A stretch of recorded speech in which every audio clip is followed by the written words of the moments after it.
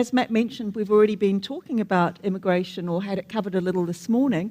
And I think that focusing on issues that may pose particular constraints on the economy is really crucial to this 2023 discussion of sustainable growth, productivity and well-being while we're navigating these heavy seas. So I think this session is really crucial to what we're talking about in this forum. And we are turning now, of course, to immigration, the state of the labour market, and we'll be considering whether this might be the greatest handbrake to New Zealand and the New Zealand economy at the moment. Our three speakers that we have with us today, we've got, speaking first will be John Macaskill-Smith. John is the Chief Network Officer of Tend Health Limited. Our second speaker will be Rachel Simpson. Rachel is the Manager for Education Skills at Business New Zealand. Thanks, Rachel. And the third speaker is my colleague, Professor John Gibson. He's in the Economics department here with me at Waikato Management School. So I'd like to hand straight over to our first speaker, John. Kia ora, thank you. My name's John Macaskill-Smith. I'm kind of here as the result of the apology that was made before about someone not being able to be here, so I apologise in advance. I'm not an immigration expert. I'm from the health sector, so there'll be a little bit of a carry-on from, I guess, the session this morning around some of the struggles around the impact of immigration on the health sector from my kind of perspective. But there was just a couple of comments that I really wanted to kind of touch on, I think, and I guess continuing on from some of the themes that came out of the session this morning as well. I think that the health sector is complex like any industry that we have operating, but it's confused because it's often seen as the public health sector, and so therefore there's a sense that it needs to be run by Wellington and run by the government. But in actual fact, all of us live at home, and our home can mean different things for different people, but 99.9% of the time we look after ourselves, and that's really what the health sector is. When we do need care, the bulk of care actually takes place in the community, so it's outside of the infrastructure that's owned by the government and really off the balance sheet in terms of infrastructure. So that's general practice, it's primary care, it's community care, it's iwi providers, it's NGO kind of sector. So not government owned, government funded, and often linked to policy, but that's where the bulk of care takes place. And then at the kind of very downstream point is the hospital system, where we can see the pressures that are on that now, and I'd really like to put up the proposition that a lot of the pressure we're seeing on the hospital system is a result of, the poor immigration and poor thinking about the upstream infrastructure that really looks after most of us in terms of our health. Now, we did a piece of work back in 2006 with the University of Waikato where we pulled the demographics in. So we looked at, the organisation I was working for then, we had about 500,000 New Zealanders enrolled with us across what was then 5 DHBs across the middle part of the North Island. And we aged that population, we took the disease burden and we aged that, and then we put it up against our supply side, which was actually our ability to provide care in the community.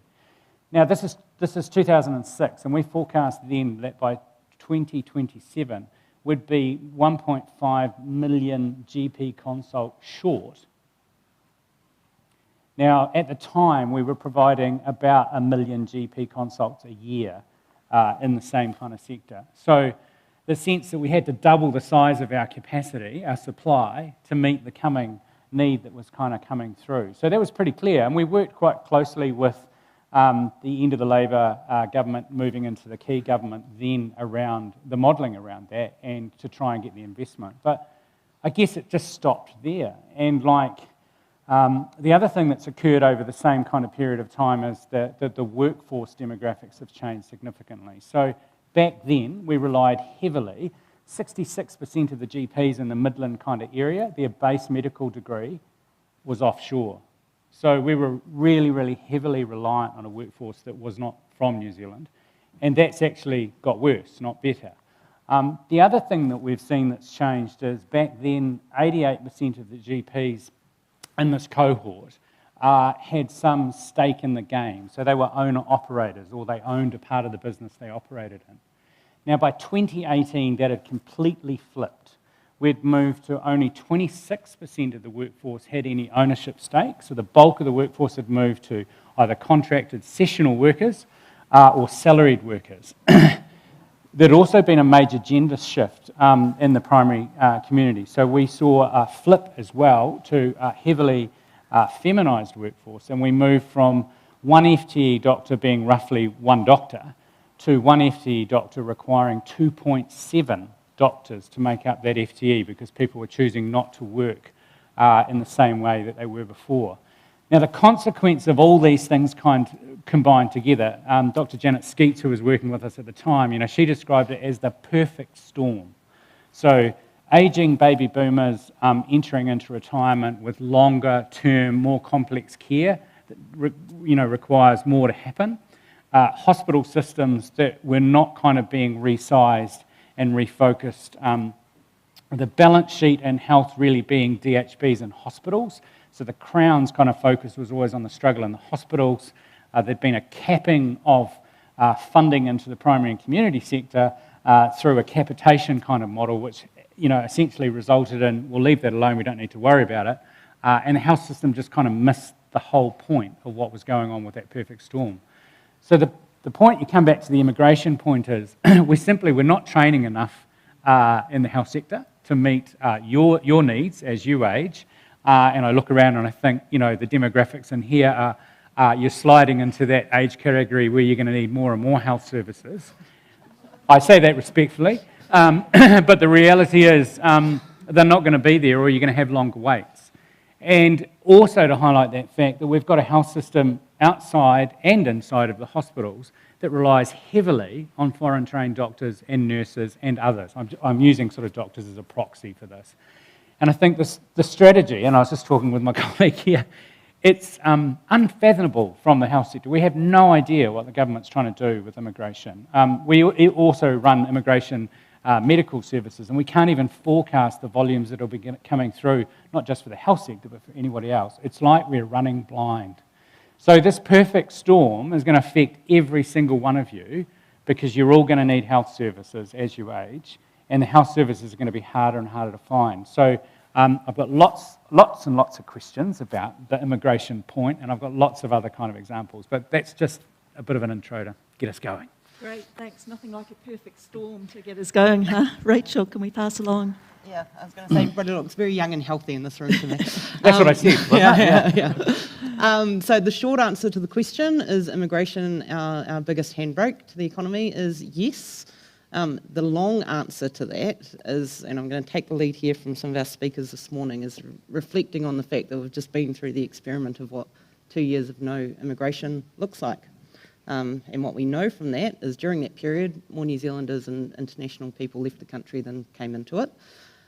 We have one of the highest outbound rates of people of any developed country. So actually, that is some of the stuff that drives our reliance on immigration, and it's not the fault of the migrants that we haven't planned or coordinated infrastructure for the last 30 years to be able to meet that growth. Because actually, when you look at the history of immigration in New Zealand, it has roughly followed the flows of the labour market. When we have an extraordinarily tight labour market, immigration is up, and people looking for economic opportunities won't come here if the jobs aren't here. So overall, our immigration system has actually served New Zealand extraordinarily well, and I think what we see now is skill shortages across every industry, every region, and every level.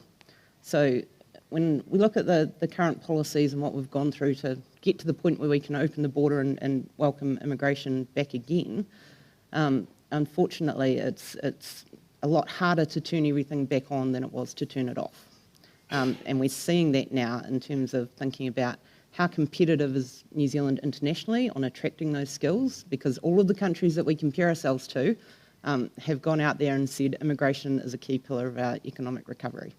And they've gone out there with big offers, right? Canada has said 1.5 million people in the next 3 years will be given permanent residency.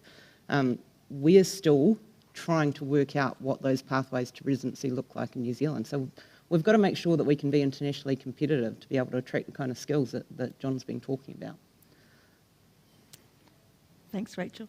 Oh, thanks very much. It wouldn't be much of a panel if we agreed. So actually my short answer to the subtitle of this panel is Immigration, the Biggest Handbrake, is actually a no. It's a no 4 weeks ago, and it's still a no now despite the new labour demands that, recent tragic events have brought along. It's worth pointing out, and if I could have that slide, I have one and only slide, and so if that slide could go up for me, thanks, that, well, it would be irresponsible for me to say no and then to say, well, what is the biggest handbrake? And of course, the biggest handbrake is a persistently poor productivity performance. And so this is the last four censuses, and the colours, at least the first two bars are self-explanatory, were black. Our friends across the Tasman are in green. And then the other three bars are small OECD, less than 4 million, less than 6 million, or less than 10 million. Okay, so all of these are comparators for what might New Zealand be in a different universe, as it were. So New Zealand went from 18% foreign-born at the 2001 census to 26% foreign-born. And so we were increasing the foreign-born share at double the rate of Australia. So we've already experienced with large-scale immigration. We're now about 140% of the foreign-born share that the other small OECD countries have compared to, they've stated about 10, 12%, roughly no trend in those countries. Now, what happened whilst we ran that experiment of very large-scale immigration? Well, if you divide the economy into the part which is tradable, it's subject to international competition. So that's people producing for export, but there's also local firms competing against imports. Then in real GDP per capita terms, the tradable sector of the economy is no larger than it was 2 decades ago. All of the growth in the New Zealand economy, by and large, has occurred in the non-traded sector. Is this a coincidence with the immigration story? Is it causally related? I can think of well-respected economists formerly at the IMF, and at the IMF and at the Reserve Bank of New Zealand and the Treasury who would argue it is causally related. I'll leave others to delve into that. But it's clearly the case that this large-scale experiment of massive immigration by historic standards and by the standards of our comparator countries didn't yield a productivity miracle for us at all. And whether it will going forward is an open question. And people might say, well, why do we worry about the fact that the economy is increasingly skewed to the non-traded part of the economy rather than to the traded part? Well, if I'm a consumer in New Zealand and I'm thinking about consuming a tradable good, and I don't like the New Zealand product because I don't think the supplier has been keeping up with the latest designs or haven't been responsive to my needs, I can go onto Amazon, I can go onto eBay, and I can import it. Okay, there's some pressure onto the supplier, and that's true for goods and services. Certainly true for us in the education business. Likewise, the consumer overseas who likes or doesn't like the New Zealand export product has got a bunch of alternatives. But if I'm trying to build a house, if I'm trying to get a resource consent and I don't like the local product, I can't go onto Amazon and dial it up. Even if I can go to IKEA and get a flat pack house, I can't import the land. Okay? And so the supplier of non-traded goods and services, which is the vast majority of the New Zealand economy, is just under much less competitive pressure, much less innovative pressure. And so we've seen increasingly, low productivity because there isn't the pressure on these. And whilst we globalized on the people front, shown exactly by these rising black bars here, shown exactly by the sort of more micro stories from my two panelists, we deglobalized on the trades front. And so all of these other countries that lie behind these bars in this graph were greatly increasing their share of trade to GDP. Australia is below us, but it's increasing at a much faster rate. All of the other small OECD countries are much more tradable. So we became less good at trade in goods and services, even as we became better at importing people. Again, are they causally related? Time will tell. The second thing to note is that immigration can often paper over serious cracks. So the obvious question, and perhaps the next panel is going to answer this, is, well, why has the New Zealand education system not delivered the workforce which is required? Why are we needing to go to there? Now, obviously, a self-interested plug, why do we have 2 medical schools, not 3 medical schools, if we're so short of doctors, right? But I'll tell you another one, and this one is I think, very concerning. Normally, when the labour force survey comes out in New Zealand, it's only quarterly. It comes out so we've got the December household labour force survey came out a few weeks ago. Only once per year in the June quarter, so we get the data in August, thereabouts, we get the figures on disability. Okay, and so you may or may not be aware that from June 2019 to June 2022, the working age population that's non-disabled, so working age population 15 to 64, I think it is, rose by 3%. So we didn't have much population growth because the big driver of population growth in New Zealand in the short term is immigration, of course, and that was largely closed off from the start of 2020. The disabled population in the Household Labour Force Survey grew by 13.5%. So why are working age New Zealanders suddenly so much sicker? Okay, and this is not because of population aging, because we're staying within the same time range. Okay, so and why does this matter? Well, if we look at the employment rate, and this is the employment over the population rate, so it rolls together both the labour force participation rate and the unemployment rate, then the employment rate for non-disabled in the Household Labour Force Survey is 71%. So 29% of working age population are either not in the labour force or are unemployed. Okay, and that's a really high rate, right? It's hard to get much more participation than that. But the employment rate for the disabled population is 25%. So as we move people from non-disabled into disabled for whatever reason, and there are lots of reasons for why it may be, and I may mention one depending on if I want to get invited back next year, then we see basically a negative shock to labour productivity. The ability of the economy to produce goods and services goes down because we've got this huge fall in employment rates from 71% to 25%. But there's another factor too. Given our approach to funding health and disability, it's very likely that as we have more and more disabled people, that's going to be more health expenditure. Whereas if we have, for example, and that's a problem which is unlikely to shift from New Zealand. Most other countries are generally employing some health-related tests, which would make it relatively hard for someone with a disability which stops them from participating in employment to also move somewhere else. And so this is a problem which we've got for the expected lifetime of this group. Now, what's causing it? Long COVID, perhaps. Okay, it was already happening in 2021 too. This is not just specific to New Zealand. The US is seeing a huge rise in disabilities. In the US at least, and whether this occurs in New Zealand, I don't know. It's up for others to research it, but at the US at least, there's pretty strong evidence of some vaccine injury. Okay, and so again, because we're not able to talk about certain topics openly in New Zealand, then the people who may be affected by this are probably being, I believe the term is gaslit, into saying, oh, there isn't something wrong with you, it's in your head. I don't know if that's true or false, but using a variety of different approaches in the US, they're getting up to figures of 6 or 7%. Of people who are suffering serious adverse reactions, which in many cases are hampering their workforce participation, right? And so this is not restricted to us, and of course now healthcare workers become more and more important if we've got a population which is becoming less and less healthy. And so I think we've got to look to first of all understand, well, what's making New Zealanders so much less well than they were before? And maybe it's simple, maybe it's just a pandemic. Okay, but as I said, the timing and the positioning and the similarity into other sectors means there's potentially something else going on as well. And so we can't rely, I think, on immigration to paper over these more fundamental cracks. Okay, and then the other thing I was going to say too, going back to the slide, and the slide can go off in a moment, we probably had the worst possible combination. We had permissive immigration settings and very restrictive land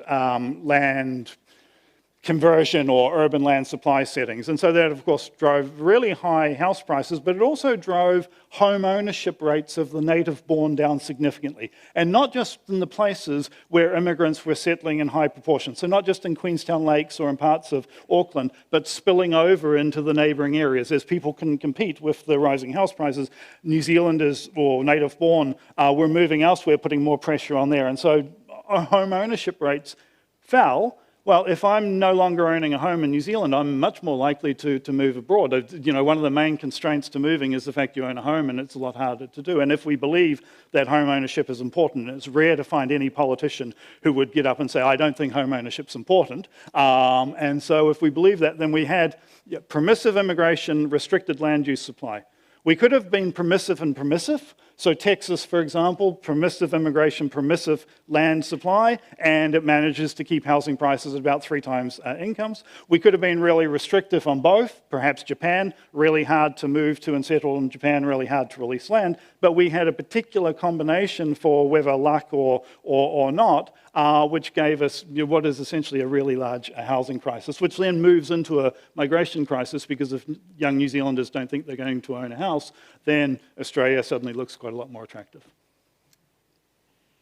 Thank you very much for those comments from each of our 3 panellists. We've got lots of questions that are coming through on the Slido app, and of course it's a very rich conversation with a range of different insights that we can drill into here. If people have got questions from the floor, please do raise your hand and we'll get a mic brought out for you, and I'll watch out for anyone waving. If you can give me a little wave too to let me know, that'd be good. But I'm going to start with a question that's come through from online, and perhaps I'll address it, Rachel, to you to begin with, but both of the Johns may want to chip in as well, particularly on the healthcare aspect. We've seen this tightening and these changes in immigration settings in recent years. The question is it time for a national conversation on what the ideal setting should be, and how would you see us moving forward best on changing immigration settings? I guess more the structure of those settings than the precise nature of those settings. So how do we get the structure of those settings improved? Yeah, absolutely, and I think it's time to have that discussion. And luckily, in an election year, these discussions frequently come up. So the settings around New Zealand's immigration policy, I mean, we have some natural advantages. We're a small island at the bottom of the world, so actually we control our immigration flows through our policy settings. Now, I think, part of the heart of the argument, and why it's good to disagree with our colleagues, is that I'd be interested in your thoughts, for example, around where monetary policy sits in our housing market and those kind of factors as well. I think that touching on what are the policies that are going to work, we do need to keep in mind that there are people at the end of this policy system. What we see, and touching on your comments about increased disability in the workforce, is we're seeing a workforce that's burnt out, because they're working more hours, they're working harder, just to try and keep their heads above water. It's incredibly challenging right now to be a small business owner in New Zealand. And the light on the horizon was coming out of COVID, and actually now we've got a whole bunch of other challenges. Now, part of the relief of that is allowing people in and bringing those skills in and reconnecting with the world. So I think that discussion will happen this year in an election year. Trying to move that to a sensible long-term immigration discussion and away from what is often a polarising discussion is, I think, one of the really big challenges. But we have a wealth of evidence and information out there about immigration. I think, obviously, we can have the spirit of debate and the ability to thresh these things out. But we do need to keep in mind that the people on the other end of this, including those who choose to contribute to New Zealand and bring their international skills here, we haven't always treated them very nicely. And part of the answer to this is making sure that our immigration system is effective, it's efficient, it's predictable, and ideally not subject to change every 3 years. Thanks. John, did you want to add anything on the health implications? From my perspective, I think Nicola touched on it before. I think it's an and. From a workforce perspective, we need to train more. We need to increase our productivity, because I think some of the training that we deliver from an industry perspective doesn't deliver productivity. It's delivering a product that's misaligned with what the industry is needing. So that's one kind of component to it. But I also think there's a bigger kind of discussion that needs to be had about the command and control kind of piece, the role of government in this, about should it be all about control and flicking levers, or should it be about empowerment to allow industry to get on with innovating? Because often it feels so hard to innovate. Examples of bringing in alternative clinicians or others to complement the more traditional. You can't get them registered. You've got colleges, you've got professional bodies, and you also have government who get quite confronted with that. But I think also really importantly, it's the models in which we run our traditional health system on. COVID was often talked about as a way of digitalising and moving care out of a room with a clinician and moving some of it online. But what we've seen is that shrunk back or roared back to the more traditional approach much more quickly than people thought it was going to happen. But look, we find that we have New Zealanders who are registered, who work for us and the company I work for now, who live all over the world. And they're great because they can work for us in the middle of their night, which is the middle of our day, or vice versa, and that's provides different options for them. We have people who say, well, actually, over winter, I want to do cross-country skiing and I want to live in Wanaka, but I still want to be a doctor for the community that I am. We allow them to live in Wanaka, do the cross-country skiing in the morning, have a wee nap, and then work for us from 2 to 8 online. But the public system doesn't kind of behave like that. It's very traditional in the sense that you come to work, we have these shifts, and it's all very facility-based, which is also really capital intense. So I think there needs to be a bigger debate about what do our modern public health services look like, and how can we ensure that we've got a workforce available to us through both the training systems and schemes, but also that we can import and bring in through immigration to create greater productivity. I mean, it's such an interesting point, isn't it? Because we've seen COVID has sped up so many trends that we'd been seeing across all sorts of economies worldwide. And of course, moving things online was one of those things that was starting to happen before COVID, and COVID sped it up. So in healthcare, it's a really interesting situation where you might have that possibility to substitute online services in some cases for in-person services. Or indeed, in the example you gave, complementary, because there's people who are willing to look overnight and view scans or whatever it is overnight and feed back that information. Sorry, Rachel, were you waiting to jump in there? Oh, no, just to actually wildly agree for once. In terms of saying it's an and, right? Yeah. We need to look at immigration. I agree with you. We need to think about the training system, and we have seen some really big shifts in that over the last couple of years in terms of the number of apprenticeships that have come into the system. So our pipeline at the moment is actually looking more positive than it has for a number of years. But and we also need good active labour market policies in terms of thinking about how do you help get people into work. And if I can make one other comment, one of my other jobs is I chair one of New Zealand's largest private schools, and we are full. It's literally enrol your child with a midwife to get in. And I think that's reflective also of a concern of what the education system is delivering to some New Zealanders or not delivering. And why we thought, well, some of this is driven by COVID. People's choices have changed. They're choosing to invest in earlier education in a different kind of way. But those trends are not buttoning off. In fact, the demand seems to be going the other way. So it goes back to your point around productivity. We need greater productivity across a lot of our public services. So how does government facilitate that without overcooking it? And then we need to be able to enable other industries to get on with it. So get out of it, enable it in a really different way, which is really similar to, I think, some of the discussions that were coming up this morning.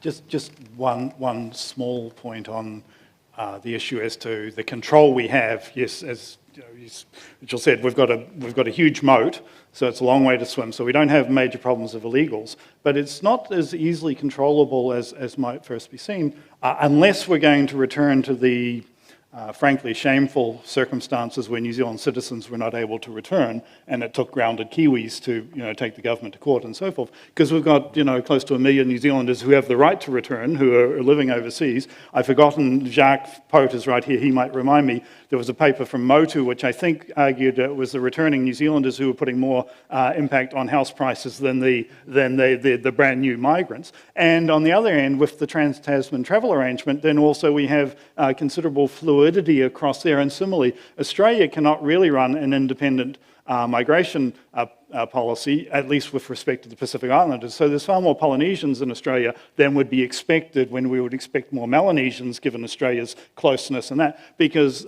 partly because Australia doesn't have control once, under current visa settings at least, once people establish New Zealand citizenship, then they've got free rights of move there. So it's actually not quite as easy for some central policymaker to turn the wheel a little bit this and this, because people have a lot of freedoms, and kind of rights. Well, again, unless we are going to abrogate those rights as happened in the past, which hopefully we don't ever see again.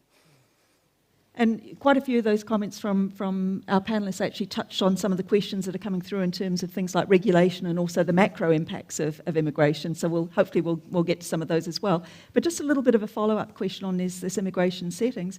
I mean, do we really need to focus on skilled or unskilled? I mean, we've got the telecommuters, but we've also got a lot of need for unskilled workers. And I think some of the scenes around the country in recent weeks has really reminded us of the importance of having a lot of unskilled labour available to assist with all of those sorts of things. So, John, perhaps we'll start with you on this one. Okay, so very quickly, for over a decade, a colleague, a New Zealander at the World Bank in Washington, D.C., and I looked at basically three parts of the Pacific to New Zealand migration. So highly skilled people, and New Zealanders going, people coming from the Pacific coming, people chosen by random ballot, which solves a lot of technical issues. This is the Pacific Access Quota and Samoa Quota, and then the recognised seasonal employment, RSE workers, who many people call unskilled. I wouldn't call it unskilled. It's skilled in a particular way, and I think it's work that the vast majority of us would not like to. I grew up on a farm. I know a few people grew up on farms nearby, and it's really hard work. And indeed, we saw that return workers had a premium, so there was some skill component, and employers wanted to get them. And what we find is that they tend to be complementary. So if you attract skill, if you've got let's say a points-based system which is trying to attract skilled workers, well, that actually creates a demand also for less skilled workers, people with less formal skills in that. And so, again, the sort of ability that we can fine-tune and we can just turn up this dial a little bit and this one down a little bit, I think is a bit misleading. People have a desire for freedom, people have a desire to see their own circumstances and their children's circumstances improve, and they will move when the constraints are restricted, when the constraints are removed to do that. And so we see that. But I do think we can learn something from looking at some of the Pacific Island countries. If you know that you're going to have a very mobile population, then it changes some of the settings. You may not want to have a tax base which is highly reliant on a very narrow mobile group of the population, because you pluck the goose too much and the goose is going to go somewhere else. And so you might want to have a pretty broad-based tax. You might want to be based on the assumption that people might be sending remittances. We don't know how much people send remittances to New Zealand. New Zealanders who have been successful, gone overseas earning a lot of money. And what we were showing is that for the skilled people, there was a frontier of about 100,000 US per year. Didn't matter if you're coming from the Pacific to New Zealand, going from New Zealand to Europe or Australia or to the US. Highly skilled people were basically those who chose to return or come back were leaving that much on the table. And the things which were causing them to do it were, again, almost nothing that governments could alter. It was desire to see elderly parents, desire for children to have the experience that these adults themselves had when they were children. And almost none of it was the little, fine-tuning that government immigration departments might try to do to incentivize them to come back or something, which is perhaps a little bit too nihilistic, but you've just got to make it a nice place to live, in a sense, and allow people to then sort and settle. So, yeah. I don't actually like the term unskilled and skilled. It's an unfortunate one, isn't it? Particularly as agriculture often, in the international data sets, unskilled generally go into the agricultural sector, but I don't know that that's at all the case for our sector. No, and this has been a very ongoing argument in sectors like aged care, for example, and the carers who come in, who I think do an amazing job. I think we do need to look at our immigration system in totality, and we need to take a broader view of this stuff, because it's not just work visas that come into the country, it's investors, it's entrepreneurs, and obviously the family connections, which has been a massive driver. What we do need is better labour market data to be able to understand how that stuff is shifting, and to understand, are we actually utilising the skills as effectively as we can? Because as much as we talk about immigration, we don't talk as much about occupational licensing and how do we accelerate that process, because you could get your visa and wait another 10 months to still get into the country. We don't talk about recognition of international qualifications very much. It's another big bit of the system. And how do we recognise prior learning and the skills that come to the country that maybe don't come from a country where we recognise their qualifications. So there's a lot that we can do in terms of thinking about that broader view, and getting the planning right, I think, is critically important, because if you think about the critical workers, for example, who who are at the front line during COVID, supermarket workers making sure that we all had toilet paper. Those people wouldn't get through our immigration settings now. We gave them residency, the residency visa 2021. The forecast on that was it would be 65,000 people. It's turned out to be 209,000. So, you know, we've got to be a lot sharper at being able to understand what the shifts in the labour market are doing and provide the flexibility and agility in that labour market for companies to respond. Thanks. And thanks also for that point distinguishing between skilled and unskilled. It's an unfortunate categorisation. And I guess in your sector as well, you see this, John, you'd probably think of lower skilled and higher skilled than unskilled and skilled, wouldn't you?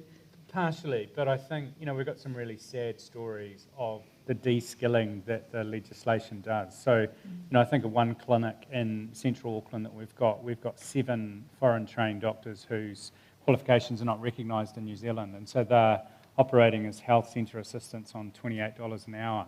Now, that's just not right. They're the most incredibly, you know, a couple of them are specialists, they're not just generalists. And the way that our system is configured, there's just not enough positions in the DHBs or the hospitals to put them through the kind of catch-up kind of training program. So you often hear about the taxi drivers or the others that are kind of sitting there. These people have made the choice to come to New Zealand. They've come with families, they've come with partners, and they're contributing. And yet we are kind of constraining the level of contribution they can make because of bureaucratic process. And you know, that the struggle with. The other comment I would make is, you know, we've got to remember demographics in all of this. I can't remember the actual figure, so I don't want to make it up, but the number of 85-year-olds is doubling at a rate that it's never doubled at before. And with that comes a significant increase in the type of care that we need to provide to keep people at home with their family whānau out of hospitals, and we don't and can't find that workforce either. And if you look at a community like Te Rāwhiri, I know looking at our health stats and our demographic stats on that, you know, it swung for the first time ever. The smallest portion of the population is the working age group, and young people and retirees, you know, make up the bulk of the population. So from an economic, from a workforce, from a whole lot of perspective, it just doesn't work anymore. So, you know, how do we stack that up, and how do we make sure? Throw on top of that a cyclone, and you crash a whole lot of the economic contributors into that as well. It just seems complex. So there's lots of discussion I think we need to have there, isn't there? And those regulatory issues and these sorts of things would also impact other sectors. Now, some of the issues that you talked about are quite specific to the health sector. But I wonder, when we're thinking about these settings, how much we can do at a general level and how much has to be done at that sectoral level, John. You know, I guess the question is, in what sense are the constraints peculiar to the health sector differentiated from other sectors, and to what extent are those constraints and the potential solutions, which I hope you might provide a couple of brief insights on, to what extent would they be specific to the health sector or more generalisable? Yeah, and I think if you take it back to the education sector, I think there's other interesting things starting to occur there. Now, I'm sitting in a university, I've got a couple of degrees from here, but actually micro-credentialing online through the likes of AWS and Microsoft are probably going to give young people quicker and better earning kind of outcomes in the short term than the traditional path of going through a tertiary education. Now, I say that, and there's a kind of shiver, I think, because the traditional model of what education should and look like. But if you think about the capital cost and stuff that we have caught up in this, whereas we could be fast-tracking productivity into the system using, you know, some of those other opportunities. You know, how do we adapt, which I think was a theme that came through this morning as well. Thanks. I think we've got a question from the floor, is there? Oh, yeah, thank you. Kia ora koutou, Naomi Pocock, University of Waikato. Just taking it back to the state of the labour market, I'm interested in if any of you have a comment on abatement rates on beneficiaries, which disincentivises work past about 6 to 8 hours a week. I see a couple of people here who are currently or formerly in the Treasury, who I think the interface between the benefit system and market work, and that is devilishly complex. is all I'll say. And so I'm not going to give you an answer, I'm going to sidetrack it, but that's the sort of thing which Treasury has experts on in terms of abatements. And yes, we know the problem is that people can be trapped, okay? It can be the case that things which in other circumstances would make someone better off by working more hours or something like that can actually make them worse off. And the designers and the implementers understand that, but there is no perfect benefit system that's been yet developed for dealing with that. You keep commenting. We'll get the microphone over to the front, please. Go ahead, Rachel. No, I was just going to say that I touched on active labour market programs in terms of the abatement rates is something that would need to be looked at within that context, because we do know that there are a number of barriers to work for people that has nothing to do with the jobs not being available. So the question is, what is the social interventions that you wrap around that that enables people to be able to step into that, and what is effective? No country gets the active labour market policy stuff right. But things like apprenticeships that allow people to take on skills as they enter the workforce, and making sure that there's a balance there in terms of the other factors that make it accessible is part of the answer there, I think. We just got a slight word on demography. I mean, I'm amazed that we can talk about immigration and population and don't talk about the massive change that's occurring with demography. In other words, fewer babies have been born. And we've got a very ageing society. Just about this whole room will be on the pension in 20 years. Someone said that before, I think. Yeah. That's a reality. We're going to double the number over 65. Nobody's doing any work to say we can afford that. And that's the right miserable bastards like me taking the age up to 65 from 60, which was considered a disaster. I mean, what we have to really concentrate on, and encourage our panel, is to what's the impact of demography? There's very rapidly declining birth rate really across the world, but we're just talking about New Zealand, and occasionally you'll see an article about China, but it's not China. China certainly has that problem. We're at large, Japan's even further advanced, but we're there now. And this has enormous implications for immigration policy, workforce, and where they're going to come from. Thanks for that. And maybe I'll also wrap in a question. There's quite a few questions coming through on New Zealand's international competitiveness, and that ties in with this demography issue. So perhaps the panellists would like to respond to the question and also on competitiveness. Well, I'm going to be in South Korea next month, which has the world's lowest. It's 0.78. Live births per fertile woman, of exactly how the definition is. So the hope in some of the countries, and I don't know if that's the case in New Zealand or not, is robotisation. Obviously it is immigrants too, but people are competing for the same pool of immigrants. The other aspect of it, though, too, is it's not homogeneous. And so if we divide this by ethnic group, then we see vast differences in not only age structure, but related to age structure, fertility. And so it's also changing the composition of countries as well, dramatically. And again, which requires, perhaps more adult conversations than have been done to date. So, yeah. I'd just say I completely agree. The demographics of our country is a massive challenge, and we've got to pretty quickly grapple with how it's going to look and how we're going to pay for it. I think when you look at the outbound flows, it is young, skilled New Zealanders that leave. When you look at our inbound flows, by and large, it is working age population. And part of what we need to look at within the immigration discussion is how we welcome families. Now, there's a policy change coming into effect shortly, which will work test partners, which I think will have a bit of a chilling effect on families that want to come and contribute to New Zealand and settle. And that's what we need, to be honest. I absolutely agree.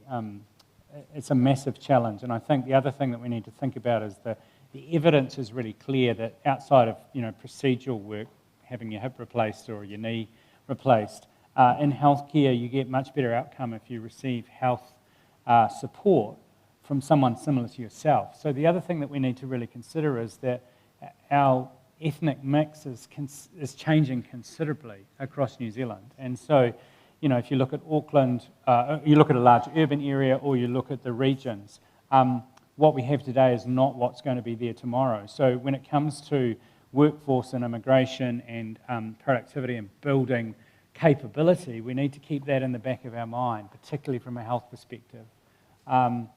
You respond better to someone you feel comfortable with and you feel like you can establish a relationship with. And that's not what our health workforce looks like. The health workforce we have today is not right for the population that's emerging for New Zealand for tomorrow. So that's an additional kind of challenge that we need to kind of build in there. And how do we train for that? You know, that's a partially a local thing, but it's also recognising that immigration is changing the ethnic mix as well. So, yep, lots in there. Thanks, and we had lots of questions. I'm sorry, we are going to have to stop the questions now because we're out of time, but we've got lots of questions also on international education that I would love to ask because we're leading into the next panel, which of course is focusing on education, but I do encourage people during the break, which we'll have afterwards, to pick up those conversations. Thank you so much to our panellists for those rich and diverse insights into immigration and associated issues.